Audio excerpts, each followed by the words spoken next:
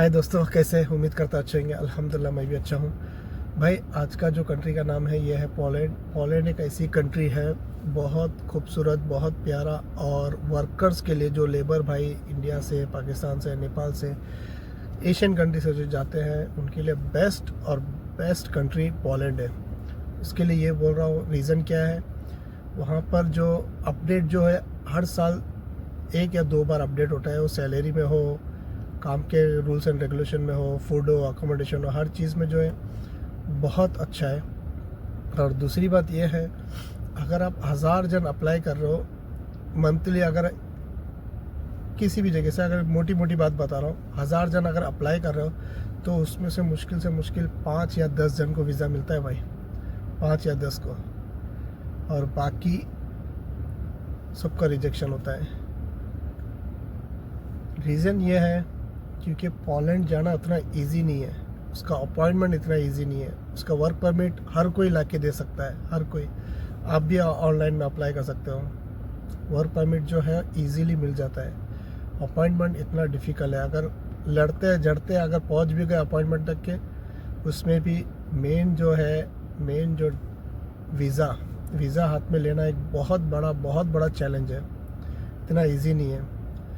और पैसे की अगर बात करो, आप अगर इंडिया से अप्लाई करते हो तो 3 से 4 लाख रुपए, 5 लाख भी लेते हैं। अगर कोई मिडल ईस्ट गल्फ़ कंट्री से अगर अप्लाई करते हो तो शायद 2 से 3 लाख रुपए में हो जाता है। बट कहीं से भी अप्लाई करो, किसी भी कंट्री से अप्लाई करो, और डिफ़िकल्ट और जो टफ जो है ये है बस वीज़ा मिलना इतना ईजी नहीं है। आपका हर डॉक्यूमेंट्स परफेक्ट होना चाहिए, 100% परफेक्ट होना चाहिए। किसी में भी 1% का डॉक्यूमेंट्स में भी अगर कुछ भी कमी हुआ तो रिजेक्शन का चांस बहुत ज़्यादा है। पोलैंड ऐसी कंट्री है, तो उसके लिए बोलता हूँ सोच समझ के अप्लाई करो। किसी भी कंट्री में अप्लाई कर रहे हो तो सोच समझ के अप्लाई करो। हर कंट्री का रिजेक्शन है, ये नहीं बोल रहा नहीं है, बट पोलैंड ऐसा है, हर साल में 1 या 2 बार सैलरी इंक्रीज़ होती है। कम से कम अगर आप लेबर कैटेगरी में भी जाते हो तो 1000, 1100, 800 के नीचे किसी का हीरो के नीचे सैलरी है ही नहीं। अगर 8000 हीरो भी अगर आपको सैलरी मिलता है तो इंडिया की बात करो तो ऑलमोस्ट 1 लाख रुपया है। तो उसके लिए हर कोई भागना चाहता है पोलैंड।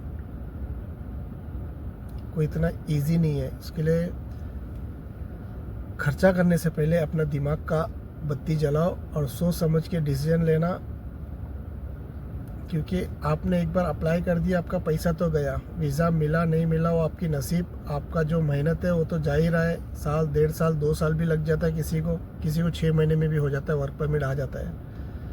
बट मेन मसला जो है वीज़ा का है। वीज़ा मिलना इतना ईजी नहीं है। लक्की जो हज़ारों में 10 जन होते हैं, वो लक्की पर्सन को जो वीज़ा मिलता है, उसकी कंपनी अच्छा होना चाहिए, कंपनी का प्रोफाइल जो है एकदम हाई लेवल में होना चाहिए, आपके डॉक्यूमेंट जो है एकदम अच्छे होना चाहिए, पूरे के पूरे एकदम मैच होना चाहिए। हर चीज़ बोल रहा हूँ, हर चीज़ A to Z आपको पता होगा हर क्या क्या डॉक्यूमेंट चाहिए एम्बेसी में सबमिट करने के लिए। इंटरव्यू में एक रत्ती भर भी आपको टेंशन नहीं लेना है। इंटरव्यू में जो पूछाएगा टक टक आपको जवाब देना, जितना पूछाएगा उससे 2 या 3 वर्ड में ही आपको जवाब देना है, लंबी चौड़ी कहानी नहीं करना है।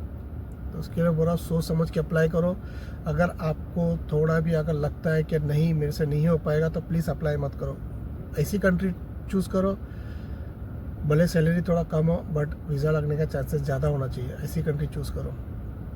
आई होप आपको ये समझ आ गया आएगा तो आपका एक फ़र्ज़ बनता है मेरे चैनल को लाइक, कमेंट और प्यारा सा एक सब्सक्राइब। इंशाल्लाह फिर मिलेंगे, जब तक के टेक केयर, बाय।